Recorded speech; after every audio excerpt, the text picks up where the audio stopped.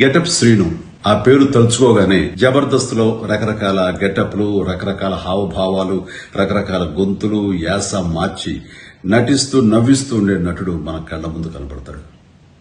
ఈ తరం యువ కామెడీ నటుల్లో నాకు ఇష్టమైన నటుడు గెటప్ శ్రీను.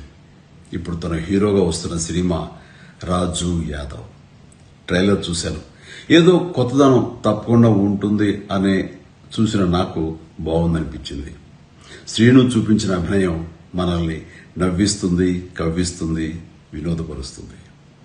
శ్రీను చూస్తుంటే నాకు ఆ గతంలో ఒక కామెడీ హీరో ఉండేవారు. ఆయన పేరు చలం.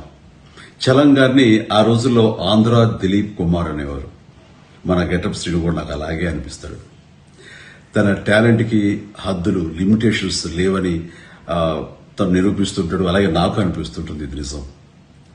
ఈ మే 24న రిలీజ్ కాబోయే రాజు యాదవ్ ఈ సినిమా మీ మెప్పు పొందుతుందని, తాను హీరోగా మీ మన్ననలు అందుకుంటాడని నేను ఆశిస్తున్నాను. ఈ సందర్భంగా నిర్మాతలకి, దర్శకుడు కృష్ణమాచారికి, యూనిట్ అందరికీ నా అభినందనలు, శుభాకాంక్షలు. Srinu, all the very best. God bless.